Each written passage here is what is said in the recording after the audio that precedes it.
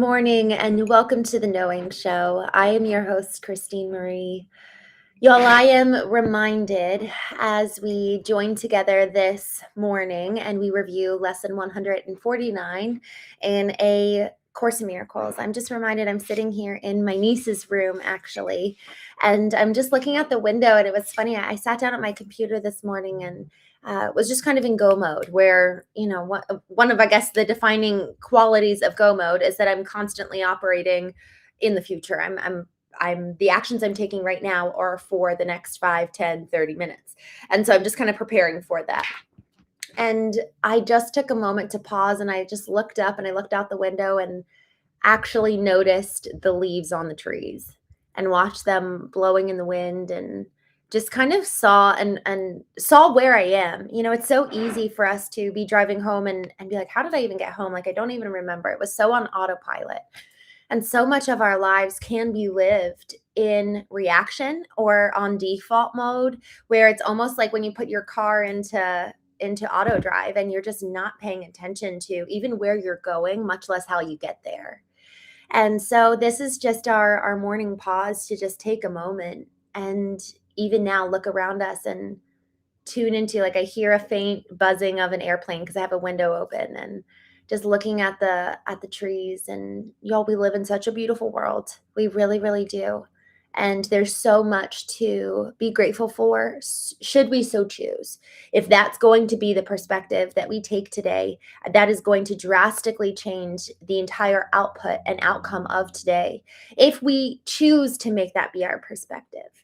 And I say choose because, I'm here in town with my family again, the second time in 6 weeks for, ironically, another uncle passing. It was an uncle passing on my mom's side last month and then an uncle passing on my dad's side this month. And he had 6 kids and just an incredible, incredible man. And so as we take time to be grateful, just looking around, being here in the present, in the now, there's also an element of we can choose to look at the past and remember the negative, remember the pain, remember the things that have made us who we are today in a negative sense, rather than looking back with gratitude and looking back and just remembering the love, the experiences, the moments that, yes, have contributed to who we are today. So we get to choose our perspective today. Nobody else dictates that for us but us. And so as we read through today's lesson, as we dive into the Course in Miracles, I just really encourage us to consider, what's the perspective that I choose? Last night we talked about, do I fundamentally believe that I'm a victim and operate like that? Or do I believe that I have the ability to choose? Do I believe that I've got radical responsibility over my life? And we talked about how sometimes that can err into kind of like, we can dip our toe into the shadow side of responsibility, where we're not just taking responsibility for ourselves anymore, but we're actually taking responsibility for other people, and it can kind of get controlling. But to be honest, there's something where I'd almost rather, like, if you had to choose between the two evils of taking maybe too much control or living with your hands off and blaming everybody, I kind of would rather be a little bit too much control and then, okay, let's pull back a little bit. So, yeah, part of the flaw, I guess you could say, of radical responsibility is, or part of the shadow, is that we can start controlling. So as we begin, as we dive into today's lesson, this is just our reminder to toe the line of responsibility in gratitude, and realizing that we've got the ability to choose our perspective, and we do live in such a beautiful world, should we so choose that lens. So I'm going to go ahead and look at our lesson for today. But before I do, Brian, I'm so glad to see you. It's made me happy every time I see your name. Callum, good to see you. Reptile, hello. I'm glad you're here. All right, we're actually in the middle of a review section right now for A Course in Miracles. So I'm going to start with just doing a quick recap, starting at lesson 121, and then we'll dive into today's. Lesson 121, forgiveness is the key to happiness.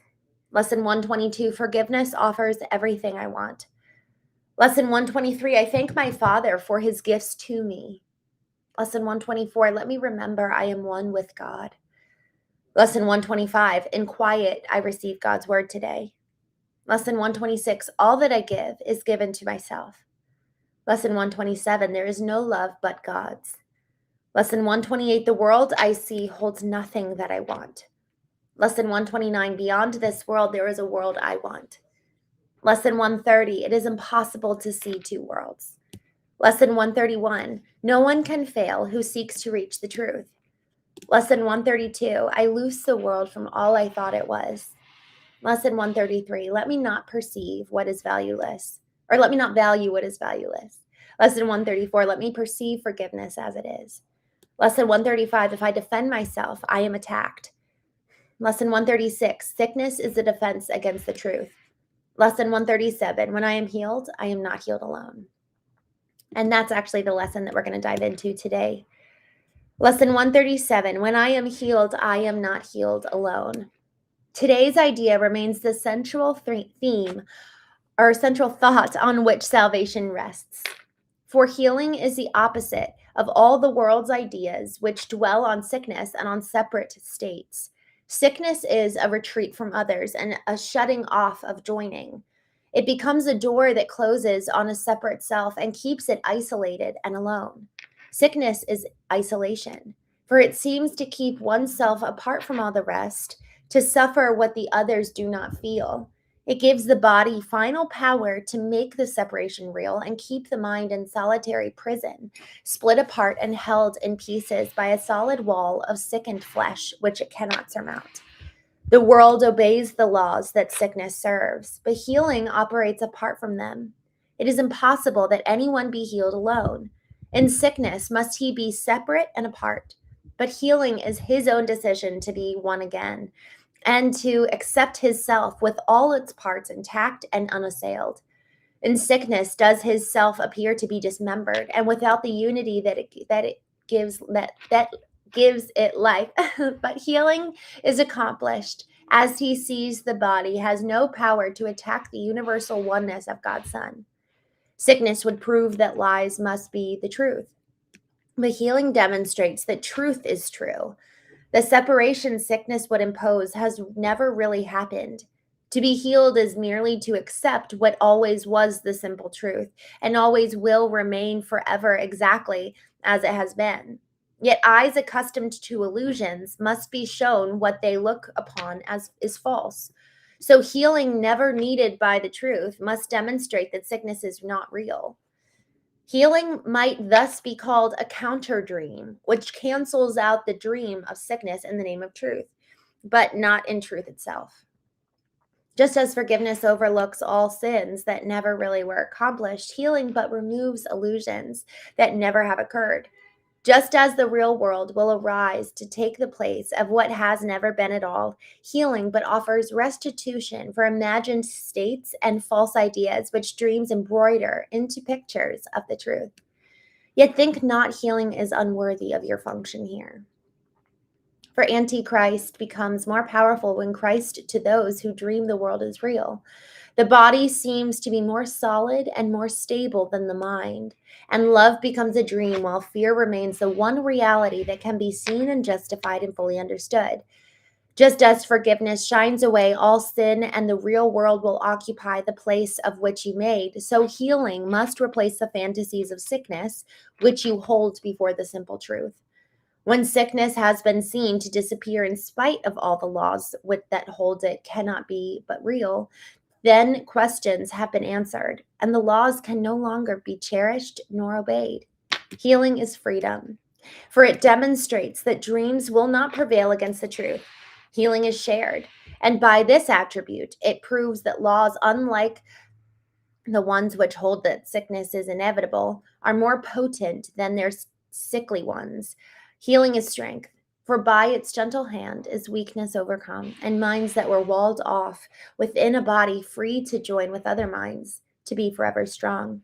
Healing, forgiveness, and the glad exchange of all the world of sorrow for a world where sadness cannot enter, and are the means by which the Holy Spirit urges you to follow him. His gentle lessons teach you how easily salvation can be yours, how little practice you need undertake to let his laws replace the ones you made to hold yourself a prisoner of death. His life becomes your own as you extend the little help he asks in freeing you from everything that ever caused you pain. And as you let yourself be healed, you see all those around you, or who cross your mind, or whom you touch, or those who seem to have no contact with you, healed along with you. Perhaps you will not recognize them all, but realize how great your offering to the world is when you let healing come to you. But you are never healed alone. And legions upon legions will receive the gift that you receive when you are healed. Those who are healed become the instruments of healing. Nor does time elapse between the instant they are healed and all the grace of healing that is given them to give. What is opposed to God does not exist, and who accepts it not within his mind becomes the haven where the weary can remain to rest.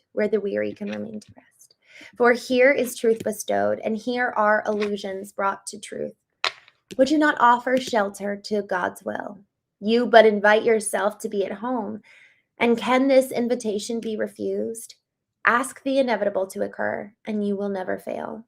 The other choice is but to ask what cannot be to be, and this cannot succeed.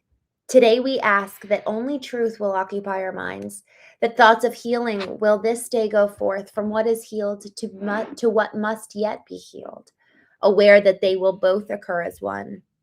We will remember as the hour strikes, our function is to let our minds be healed, that we may carry healing to the world, exchanging curse for blessing, pain for joy, and separation for the peace of God. Is not a minute of the hour worth the giving to receive a gift like this? Is not a little time a small expense to offer for the gift of everything? Yet must we be prepared for such a gift. And so we will begin the day with this and give 10 minutes to these thoughts, with which we will conclude today at night as well.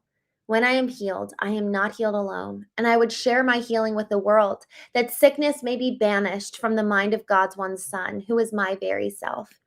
Let healing be through you this very day, and as you rest in quiet, be prepared to give as you receive, to hold but what you give, and to receive the word of God, to take the place of all the foolish thoughts that were ever imagined.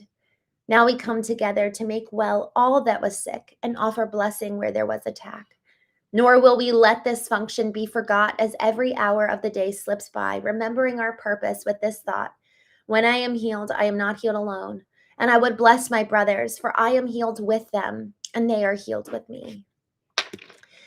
Just before we continue, I want to go back to the definitions and terms are so important. So I want to go back to how she defines sickness and how she defines healing. Sickness is a retreat from others and shutting off of joining. It becomes a door that closes on a separate self and keeps it isolated and alone. Sickness is isolation, for it seems to keep oneself apart from all the rest to suffer what the others do not feel. So sickness, in the way that she's using it in this sentence, and it really just in this lesson in general, is a separation. It's, you don't understand what I'm going through. I'm alone. Nobody gets it. I live alone on this little island over here. Whereas healing isn't actually just the thing that counters that, but it actually is freedom in and of itself. Like, man, that healing isn't just the annihilation of loneliness and isolation, but it's actually the very thing that brings us into freedom to walk in the fullness of who God calls us to be and who God says that we are. The other night we were talking about identity, and when we get defensive, that's usually a sign that we actually have forgotten who we really are.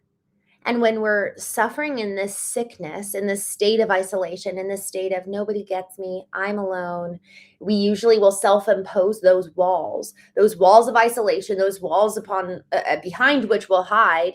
And usually they're built because we're feeling defensive. So last night's conversation around defensiveness and even being offended really kind of speaks to today's, because that's suffering and sickness in that regard, in that definition of isolation, is usually the result of defensiveness, of this concept of no one understands me.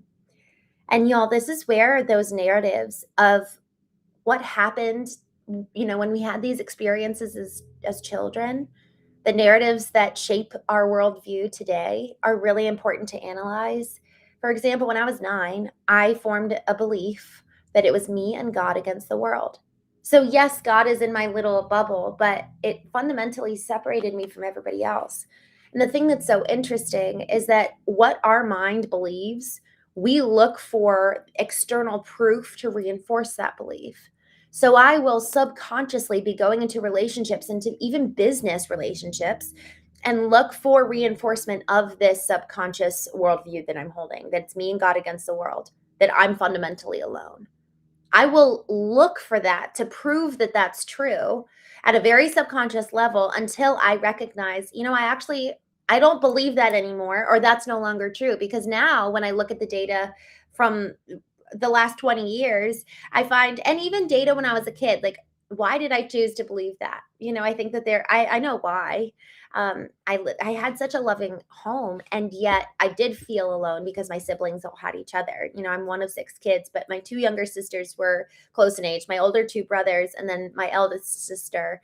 For a little while when we were kids, we didn't really get along, and she was more friends with the boys. And then she started dating when I was 12, and she ended up marrying this man. So ultimately, I did have just kind of this keen sense of loneliness.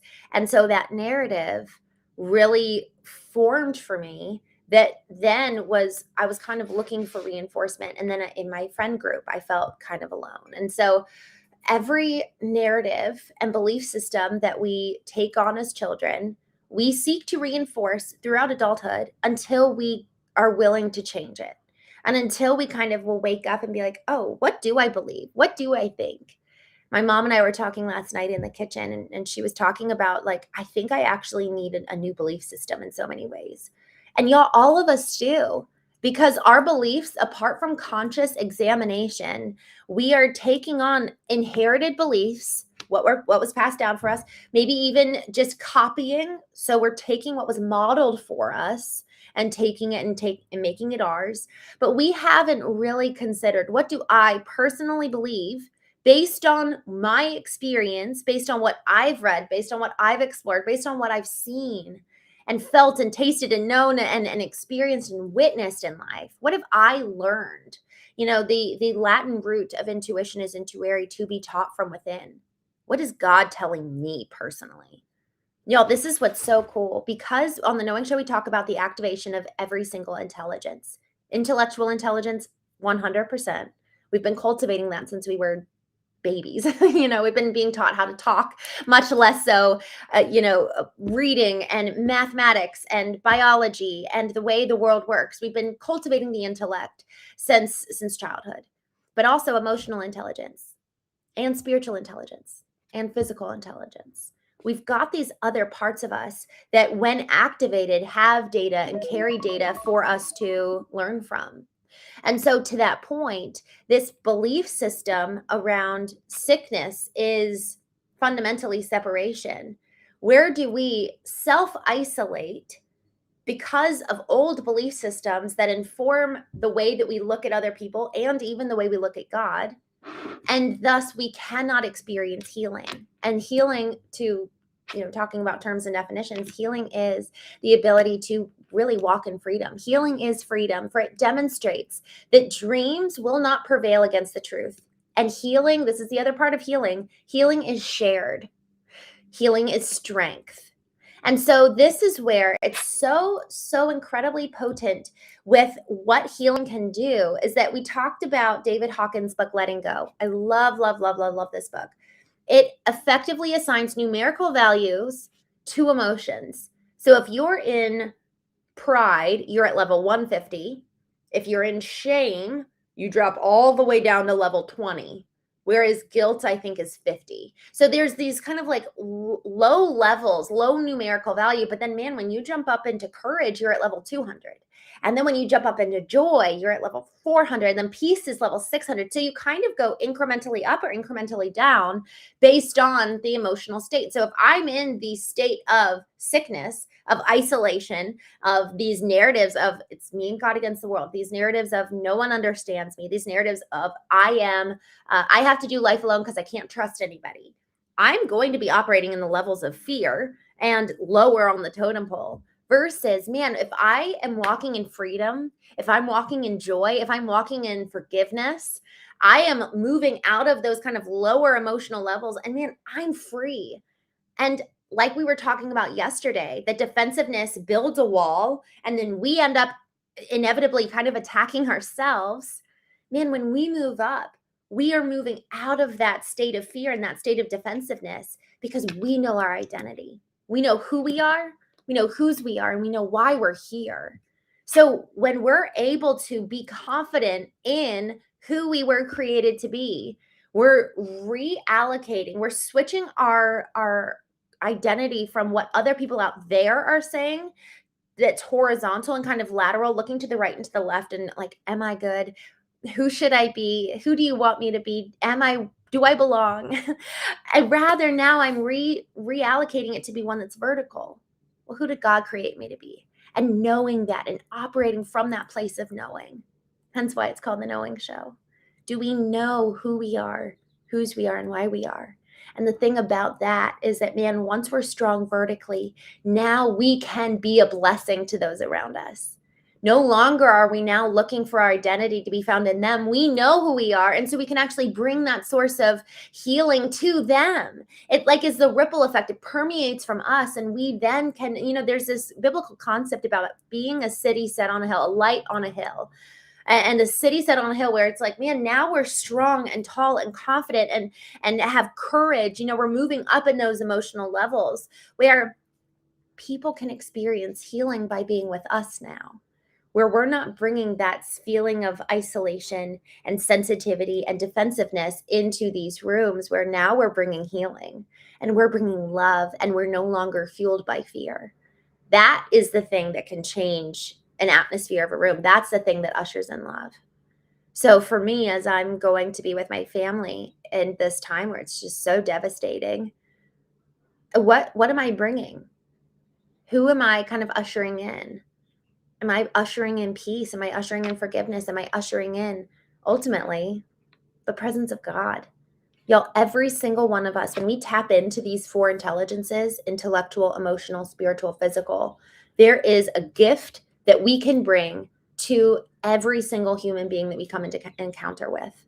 And it's up to them to receive it, because if they're in sickness and they're like, oh, nobody gets me, it doesn't really, I think that our energy and the way that we show up to people does make a difference, and it's their choice if they're going to be open and receive it. But I think that there's a lot more open, willing participants in our lives than we realize. And it's like they're just waiting for some love. So if we're willing to kind of get out of our own way, what love is possible there? If we're willing to step into the truth of, all right, will I believe who God says that I am? Just jumping back in to the chat. Good morning, friends. I'm so glad to see you. Bang Top, good to see you. Steve, good morning. I'm glad you're here. Soom Yanil, good morning.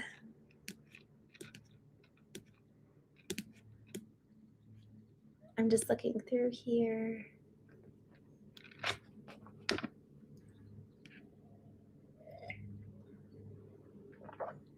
Fry from, good morning. Steve says, independent thoughts are rare if existent. Exec, good morning. Good to see you. Good morning from Scotland. Anyone can achieve anything. The requirement is that you must know exactly what that is. Isn't that so true? Wow. Bang Top, I'm sorry. She said I was speed talking. I'll try to slow down later or tomorrow. Paxton, good morning, my friend. I'm glad to see you. Knowledge is power. Wisdom is strength. So it's a choice of yours alone. Oh, I love that, Steve. XX says, are you familiar with the theology of the body? Christopher West is a great teacher. Everything you cover here falls into it. Oh, cool. Hold on. I'm actually going to look that up. Theology of the body. I have not, but I would love to listen. Honestly, I was going to get it on Audible if they have it. Theology of the body in simple language. Pope John Paul II. I guess it's not on Audible, so I've got to get that from Christopher West.